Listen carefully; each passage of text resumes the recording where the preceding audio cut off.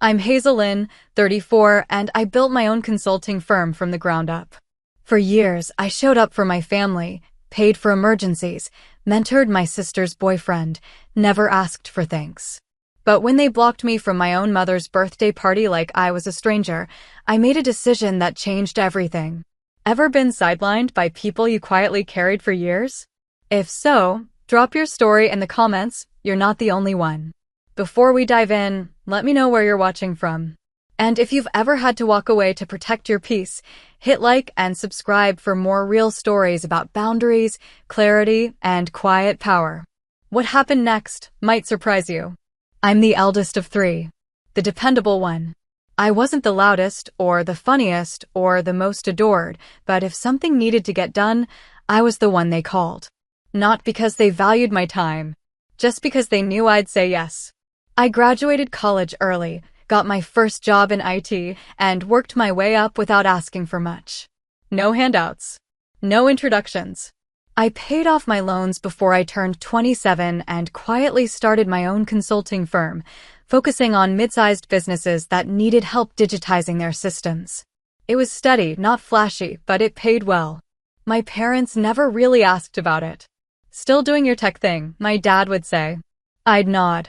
That was the extent of their interest. But when they needed something, that was different. My brother, Eric, called me in a panic when he got laid off 2 years ago. He wanted help updating his resume and preparing for interviews. We spent 4 evenings going line by line through every job he'd had since high school, rewriting descriptions, framing gaps, rehearsing answers. He got an offer the following month. I didn't even get a thank you text. But 6 weeks later, at a family dinner, he mentioned to my dad how Hazel's resume tips helped, I guess. Dad smiled at him like he'd slayed a dragon. My sister, Hannah, is 6 years younger than me. The golden child. She moved back home after college and treated our parents' house like an extended dorm, laundry piled on chairs, music playing until 2 a.m., friends over constantly. Still, they adored her. She had a big personality, they said. She just needs a little more time to find herself. I covered the security deposit on her first apartment. She never asked outright, but I got a teary phone call at midnight after she realized her part-time barista income wasn't going to cut it. I wired the money the next morning and never brought it up again. Later that year, she invited me to her housewarming. I walked in to see our mom and dad carrying a new espresso machine into her kitchen. We thought it'd make the place feel more like home, Mom beamed. No one mentioned the deposit. But the real moment that cemented my role, background support, never front stage, was 2 birthdays ago. Our parents' 35th wedding anniversary was coming up, and I had the idea to surprise them with a weekend getaway. I found a cozy lakefront B&B 2 hours outside the city. Quiet, beautiful, just their style. I paid for everything in full: the room, the wine tastings, a dinner reservation at the top-rated local place. Hannah handled the presentation, handing them the envelope with the booking confirmation while everyone clapped and smiled in the living room. Later, I overheard Dad say, "Leave it to Liv to come up with something this thoughtful." She didn't correct him. I didn't either. I wasn't raised to expect praise. But there's a difference between humility and erasure. And after enough of these moments, birthdays missed, credits misassigned, favors repackaged, I started keeping score. Quietly. Just for me. I think what made it so hard was how seamless it all looked from the outside. Holiday dinners with matching napkins and inside jokes.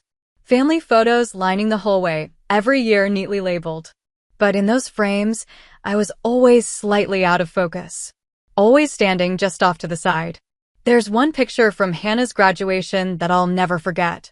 The 3 of us, Mom, Dad, and me, smiling at the camera. Hannah's in the center, holding her diploma, arms flung around our parents. I'm in the back, holding her coat and her purse, smiling like I belong. When I saw the photo online a week later, I realized I hadn't been tagged. Over time, I stopped offering things outright. I still showed up when it counted: birthdays, hospital visits, the time Mom slipped on the stairs and needed help with groceries for a month. But I did it all with the quiet calculation of someone who'd learned her value was measured in utility, not affection. No one checked in on me. But if their Wi-Fi was down, I'd get 5 missed calls before noon. That's how I met Josh, Hannah's boyfriend. She brought him to a 4th of July barbecue 3 years ago. He was shy at first, but polite, asked me what I did, actually listened when I answered. A month later, he reached out on LinkedIn. Said he was thinking about switching careers, maybe getting into operations or client support. He'd heard I ran my own firm. I don't usually mix family with business, but something about him struck me as earnest. And frankly, it was the first time anyone connected to our family had treated me like I was someone worth knowing for more than tech help. I offered to let him intern part-time remote. He picked things up fast, smart, curious, reliable. Within 6 months, I hired him full-time. At Thanksgiving that year, my mom gushed about him. Josh is such a steady presence. He's helped Liv grow up a lot. You can really see her calming down. I waited for her to acknowledge the job, the opportunity, the fact that I'd taken a risk on him when no one else would. She never did. Not once. By the time Mom's 60th birthday was approaching, I'd already settled into the role I always played, supportive but invisible. Hannah was organizing something low-key, according to the vague family group text. I offered to help with logistics, booking a space, designing an invite, but got no reply. A week later, Eric replied with a thumbs-up emoji to Hannah's message about catering options. Josh chimed in about playlists. Still, nothing addressed to me.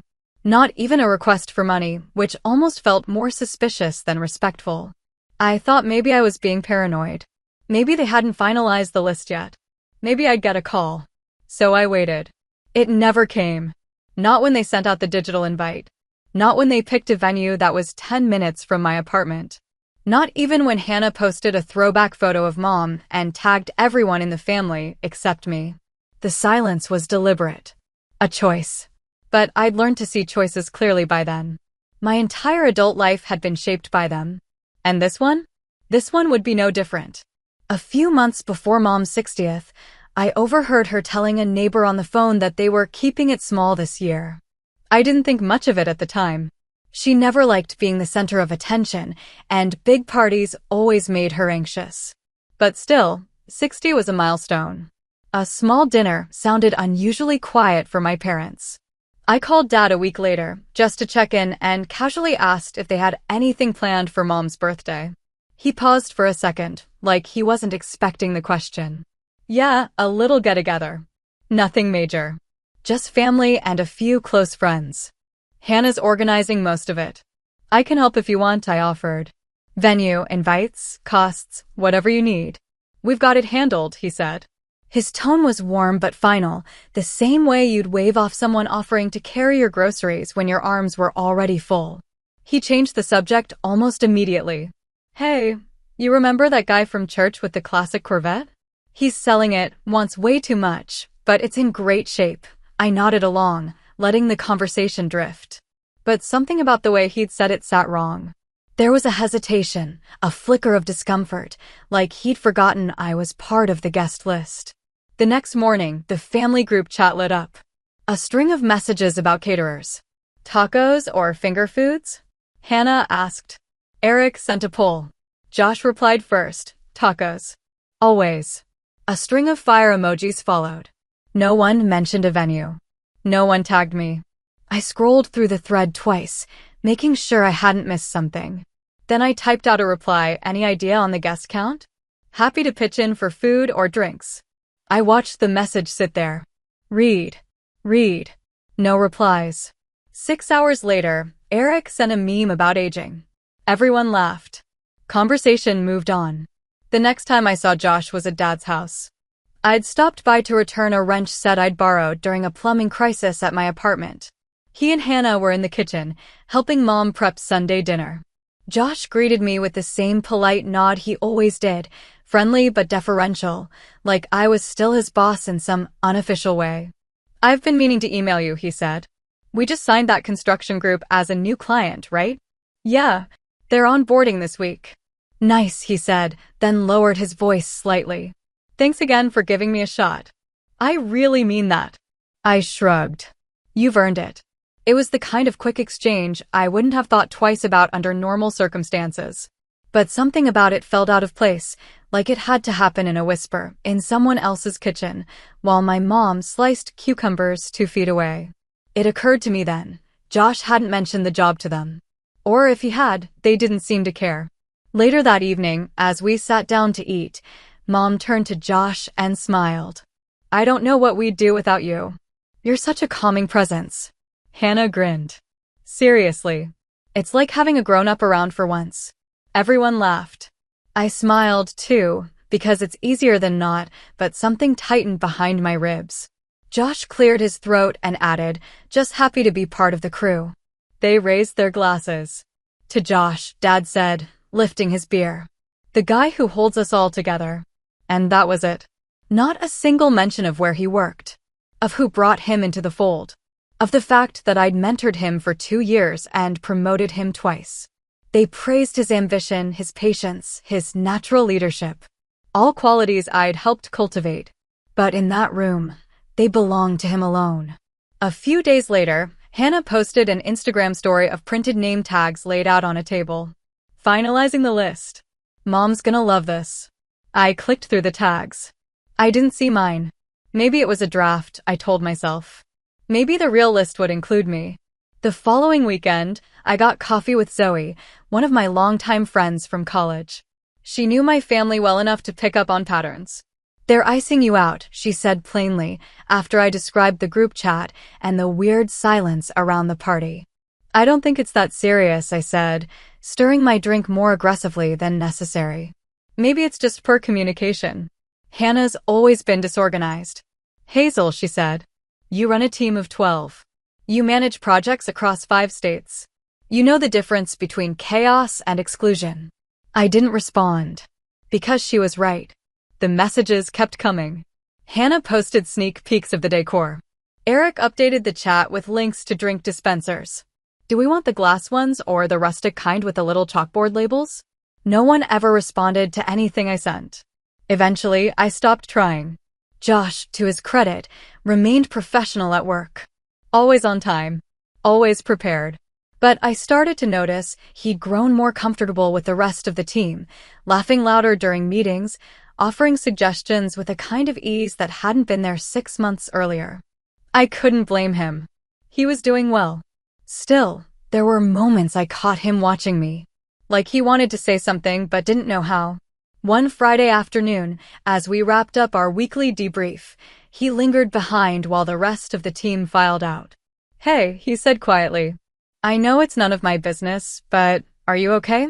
I looked up from my laptop. "What do you mean?" He hesitated. "Just the party stuff. Hannah said you were probably busy with work and didn't want to be involved. But that didn't sound like you." I stared at him. I offered to help. They said it was handled. His shoulders dropped a little. I figured. "I just didn't know if I should say something. You don't need to be in the middle of it." "I kind of already am," he said. "But okay." He left it there. That weekend, the official invite went out. A digital Evie with floral accents and soft pink borders. Join us for a celebration of love, laughter, and 60 incredible years. It was addressed to friends and family. I never got one, but I saw it. Because Eric posted it to his story with a caption that read, "Can't wait for this night." I clicked the RSVP link. The guest list was visible. There were over 50 names. Mine wasn't on it. I didn't cry. I didn't call anyone. I didn't even mention it to Zoe. Instead, I marked the date in my calendar and scheduled a reminder to buy a gift.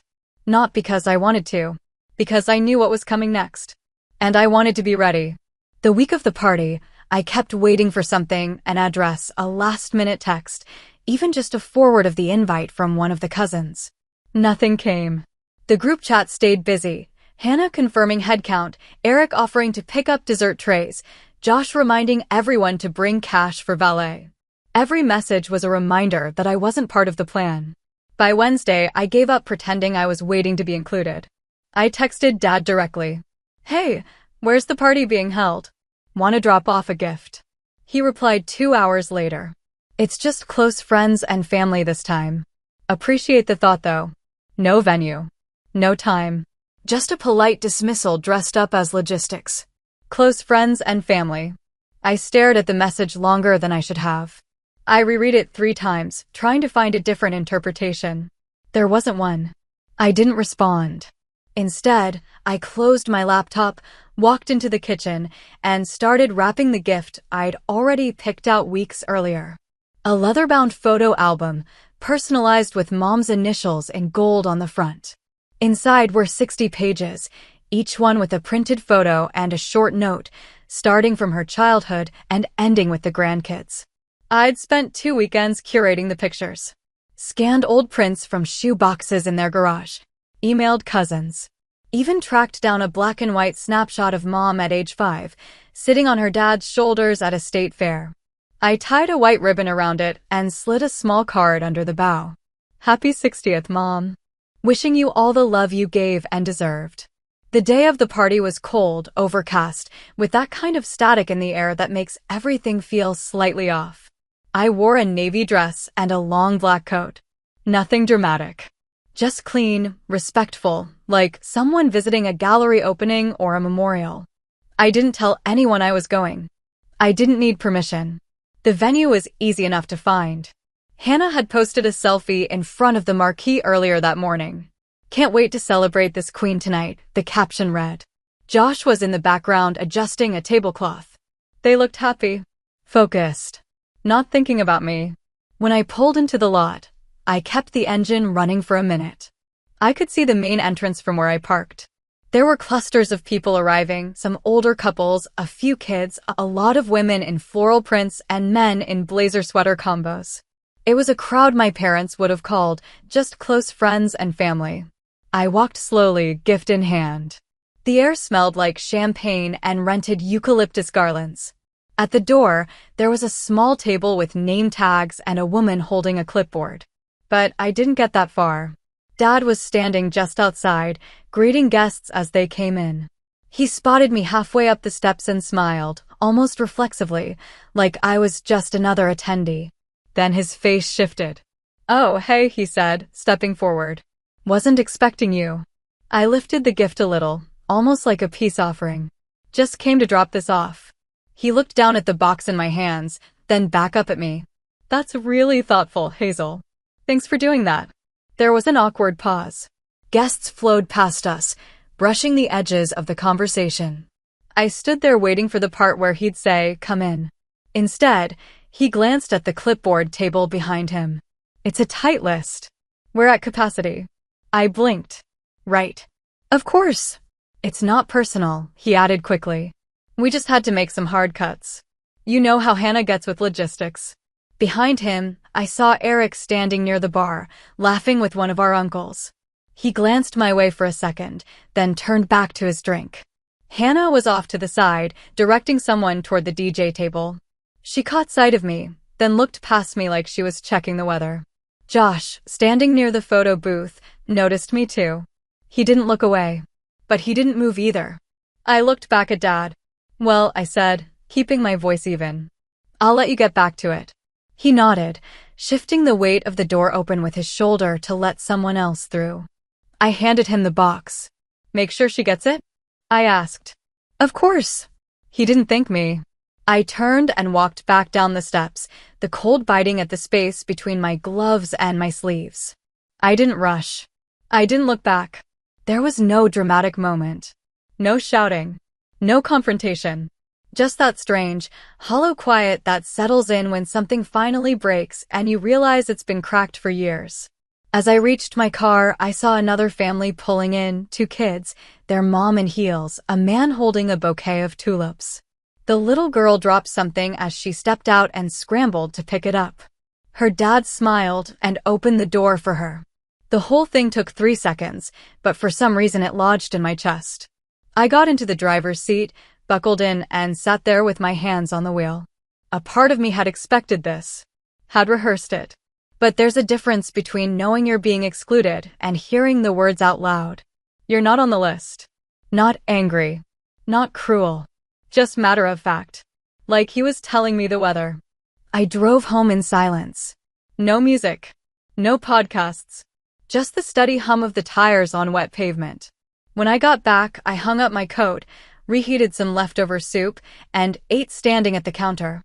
My phone buzzed once, an Instagram tag. Hannah had posted a group photo. Grateful for everyone who showed up tonight to celebrate our mom. Family means everything. I didn't open the post.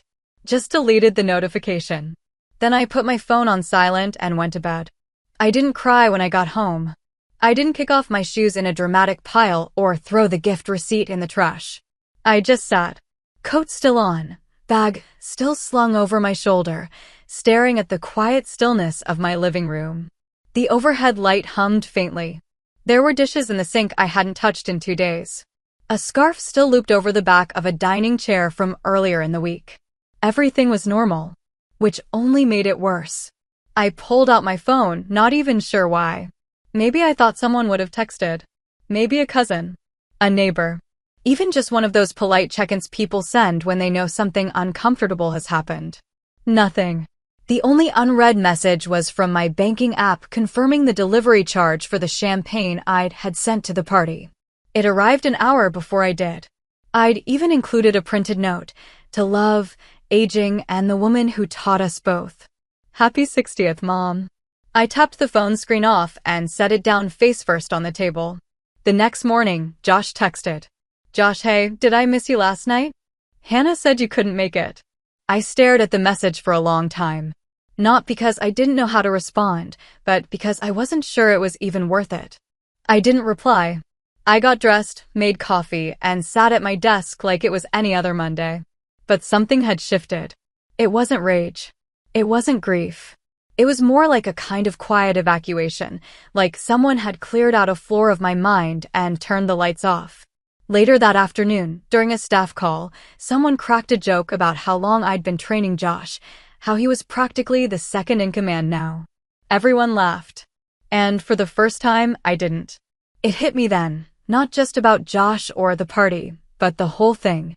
My family had been editing me out for years. Carefully. Casually.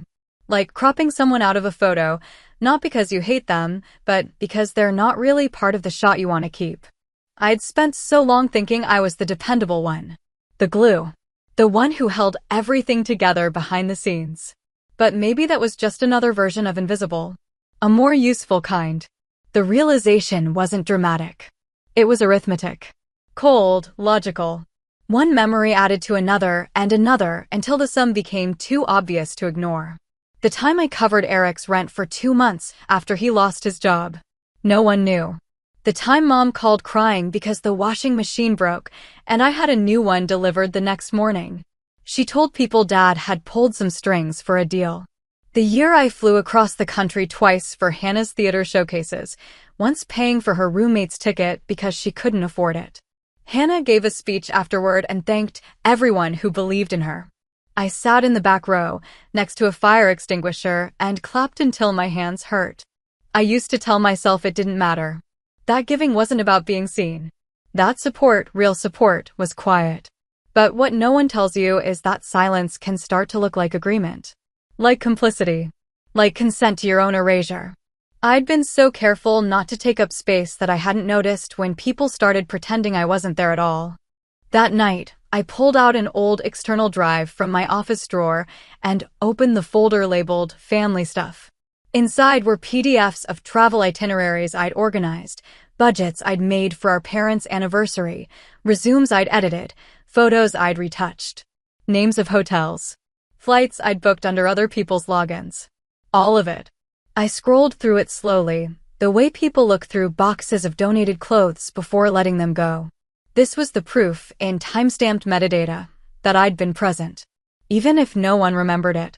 I wasn't angry. I wasn't even surprised. What I felt was something closer to done. I didn't send any texts. I didn't call to clear the air. I didn't write some dramatic group message demanding an explanation. Instead, I opened my calendar and started moving things around. I declined the next 3 Sunday dinners. I canceled the recurring birthday reminder for Hannah. I took myself off the shared holiday spreadsheet. No announcement. Just quiet subtraction. 2 days later, I got a message from Eric. Eric, hey, thought you were coming to Dad's Sunday. Everything okay? I replied with a single sentence. Taking some space. All good. He didn't ask a follow-up. By the end of the week, I noticed Hannah had removed me from the family planning doc entirely. No comment. Just a quiet update. Like they all knew what this was now. Like I'd finally confirmed the role they'd unofficially written for me a long time ago. I wasn't part of the cast. And honestly, that was fine. Because for the first time, I wasn't trying to audition. Not for their invitations. Not for their praise. Not for their version of family that only made room for me when it was convenient. I'd spent years shrinking to fit into a space that was never designed for me. Now I was building my own. Monday morning came without fanfare. My alarm buzzed at 6:15. I got up, made coffee, answered 3 emails. Everything looked exactly the same: calendar blocks, color-coded notes, Slack messages waiting. But something in me had settled. Not softened, not hardened, just clarified. Josh's contract was up for renewal at the end of the month. I'd flagged the reminder a few weeks back and planned to offer him a promotion. He was efficient, well-liked by the team, smart enough to manage a client portfolio on his own with minimal oversight. Under normal circumstances, it would have been an easy yes. But normal didn't apply anymore. I opened his file. Scanned through the performance reviews I'd written myself. All accurate. All fair. But they no longer told the whole story. I scheduled a meeting with HR. It was short. Professional. I explained that I wouldn't be renewing Josh's contract. No policy breach, no incident. Just a pivot in leadership alignment. The HR manager nodded, took notes, and asked if I wanted to be present for the offboarding meeting. I said yes. By Wednesday, the paperwork had been finalized. Josh showed up unannounced on Thursday afternoon. My assistant buzzed me. "Josh is here," she said. "He doesn't have an appointment, but he looks like he thinks he's in trouble." I told her to send him in. He stepped into my office like someone waiting to be called to the front of a classroom. He looked around as if confirming this was real. I gestured for him to sit. He didn't. "Is this a mistake?" he asked. "I got the notice from HR this morning. About the contract not being renewed." "It's not a mistake." Look, I don't understand. My numbers are good. My last feedback session was great." "It was," I said. "You've been consistent." "Then why?" I folded my hands. "Because I can't keep extending opportunities to people who stand by while I'm erased." He blinked. "Is this about the party?" "It's not just about the party." He took a breath, like he wanted to argue, then let it go. "I didn't know what to do," he said finally. "I saw you at the door. I thought maybe it was some mix-up. I wasn't sure if I should say anything." "You made a choice," I said calmly. "You chose to say nothing." Josh looked stunned. Not indignant. Not angry. Just genuinely lost. Like it hadn't occurred to him that passivity had consequences. "I didn't want to cause drama," he said. "It wasn't my place." "That's the thing," I said. "You've been benefiting from your place for 2 years now. The job. The training. The credibility. You never once corrected anyone when they assumed you did it on your own. And then when it counted, when silence felt like agreement, you opted out." His jaw tensed. "I didn't mean, I know," I said. "You didn't mean to. But you did. That's the point." He looked down at the edge of my desk, eyes scanning the grain like it might offer an answer. "I just thought," he started, then stopped. "I didn't want to lose them." "I already had," I said. "So you didn't have to choose." The room went quiet. Just the distant hum of office chatter beyond the door and the soft buzz of my monitor. Josh finally sat down. Slowly. "I'm sorry," he said. "I mean it. I believe you. Is there anything I can do to fix it?" I shook my head. "This isn't about punishment. It's just clarity. You made a decision, and I made one too." He nodded once. The kind of nod people give when they've been told something they're still trying to process. "I should go," he said. I stood as he did. He didn't offer a handshake. I didn't either. After he left, I sat down and reopened the client assignment matrix. I redistributed his accounts by the end of the hour. It wasn't personal. It was practical. That evening, Hannah called me. I let it go to voicemail. Then Eric texted. "Josh told us you let him go. What's going on?" I didn't respond. An hour later, Dad emailed. Subject: "Hope we can talk body. I'm trying to understand what's happening here." Josh has been a great asset to your company. It seems rash to let him go over a personal disagreement. I archived it without replying. Because this wasn't rash. It was overdue. Every time I'd swallowed a slight, every time I'd rewritten my own contribution as no big deal, every time I let someone else collect credit because it was easier than correcting them, I had been feeding a structure that treated me as optional. And when someone like Josh came in and got folded into the family seamlessly, praised, prioritized, protected, I realized that structure didn't just ignore me. It actively replaced me. So no, I didn't owe him continued access. I didn't owe him a platform or a salary or a professional endorsement just because he hadn't raised his voice while I was being shut out. Doing nothing was a choice. And finally, so was mine. The first sign it had made its way back to them was Hannah's name lighting up on my phone 2 Saturdays later. I was standing in line at the post office, half listening to a podcast, when I saw the notification, Hannah, too. The first message, seriously? The second, how could you fire him? He had nothing to do with it. I didn't respond. She called the next morning. I let it ring. Then she tried again that night. Eventually she left a voicemail. Her voice was tight, controlled, the way it got when she was trying not to yell. I don't know what kind of personal score you're trying to settle, but Josh didn't deserve that. He had nothing to do with your issues with mom and dad. He looked up to you. You just blindsided him, and now he's scrambling. You said you were better than this. I replayed the message twice. Not because it surprised me, but because it didn't. She was so sure it was about him. So sure I'd acted out of revenge. Not restraint. Not clarity. Not finally doing what I should have done a year ago. Dad sent a guilt-laced email 3 days later. The subject line was heavy heart. He opened with how confused and disappointed he was. Then came the usual script. We may not always communicate well. We've always wanted what's best. We don't understand where this is coming from. And then a paragraph about Josh. About what a good fit he'd been for the family, how much potential he had. How hurt Hannah was. How disruptive it was to treat a professional relationship like a personal issue. He ended it with, I hope you can find a way to separate business from family. That's what leaders do. I didn't reply. Mom never said anything. Not even a forwarded article. Not even a polite, hope you're doing okay, message with a line of ellipses at the end. Nothing. But the silence wasn't new. It was just finally symmetrical. I went about my days. Quietly. Productively. Without apology. A few weeks later, I ran into a mutual friend of Josh's at a networking event. We weren't close, but he knew we'd worked together. Hey, he said after the small talk. You hear about Josh? I think he's still looking. I nodded. Yeah, I figured. He's good, the guy said. Just doesn't seem to know how to explain what happened. Keeps it vague. I sipped my drink. Sometimes vague is the best someone can do. He nodded like he wasn't sure if I was agreeing or not. I didn't elaborate. The funny thing is, I didn't feel triumphant. There was no pleasure in hearing Josh was still floating. It wasn't even relief. It just confirmed what I already knew. I'd been propping up more than one thing. And when I let go, some of it wobbled. The family dinners shifted after that. I didn't need a report to know. Eric's girlfriend texted me a meme a week later and added, almost as an afterthought, we missed you on Sunday. It was quieter than usual. I didn't ask for details, but I could picture it easily. No one bragging about Josh's big moves. No one deflecting awkward pauses by asking what I was working on. No one filling the gap.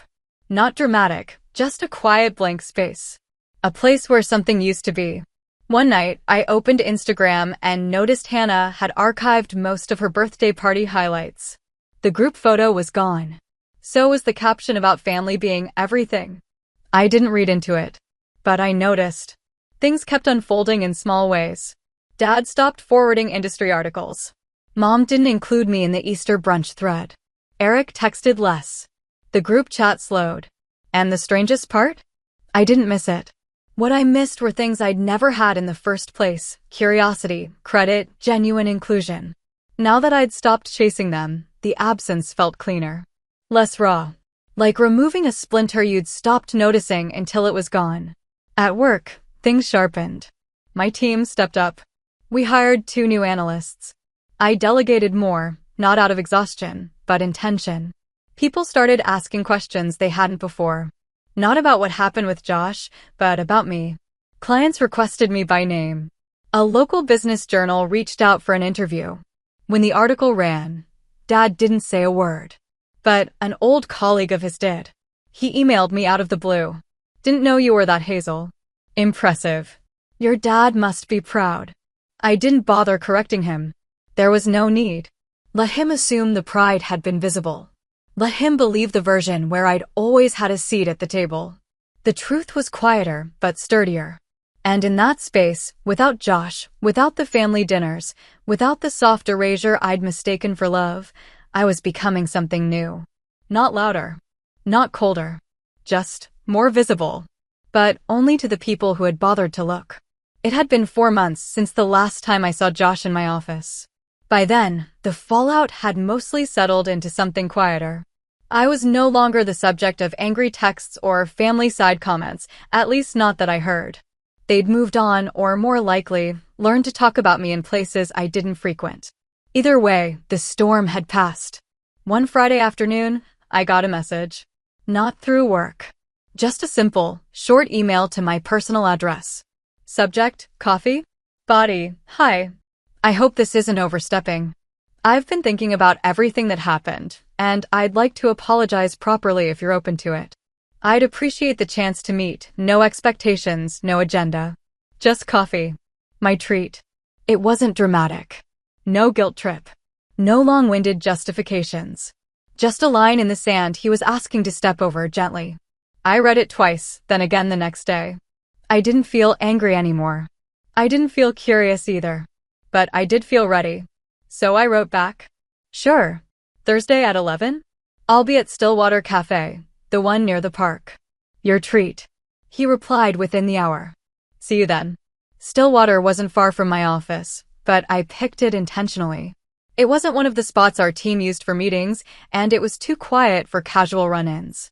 I didn't want this to be a performance, for him or for me. Just a conversation. He was already sitting when I arrived. Same jacket I'd seen a dozen times in the office, sleeves pushed up to his elbows. There was a coffee cup in front of him untouched.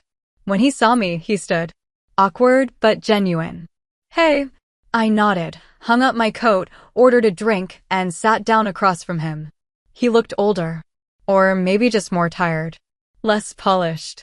Less careful. We didn't make small talk. I won't take up much of your time, he said. I've had a lot of space to think. And I needed to say thank you. And I'm sorry. I let him speak. I didn't get it then. Not really. I thought if I stayed neutral, I was staying safe. But I wasn't neutral. I was complicit.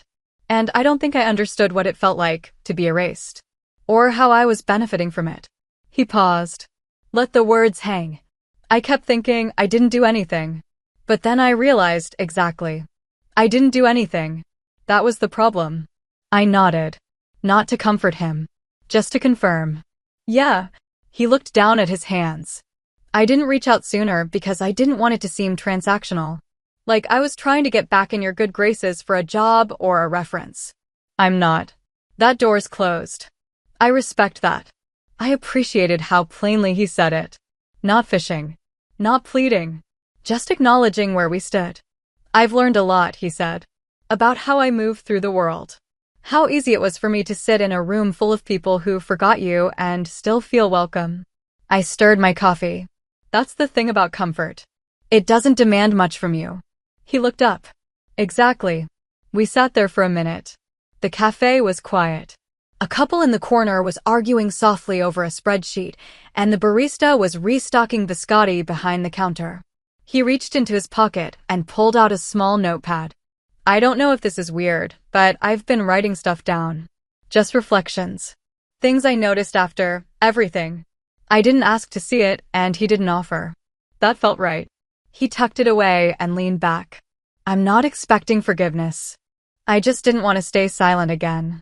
I studied him for a second. You said it changed you, I said. How? His answer came without hesitation. I think I finally understand what it means to earn your place. Before, I assumed showing up was enough. That being nice, being useful, was the same thing as showing up for someone. It's not. No, I said. It's not. He looked relieved. Not because I'd validated him, but because I hadn't shut the door. He stood up when I did. No hard feelings, I said, offering a hand. But just so we're clear, this doesn't circle back to Hannah. Or the family. He shook my hand. It stays here. And it did. We didn't become friends. We didn't meet for coffee again. But every once in a while, he'd send a short message, an article he thought I'd appreciate, a book he was reading, a note saying he'd applied to a position he was excited about. I never offered him another job. That wasn't what this was about. It was about two people choosing to stand in the truth of what happened, without rewriting it. And that was enough. Not because it fixed anything, but because it didn't pretend to. It's been a year. The company's doubled in size. Not overnight, and not because of some magical funding round, just steady, intentional growth. We hired 3 new project leads. I let go of 2 people who were good on paper, but never pulled their weight. And for the first time since I started the firm, I'm only managing 1 client directly. The rest? I delegate. I've gotten better at that, at not doing everything myself, at not confusing availability with value. I've started choosing who I pour into.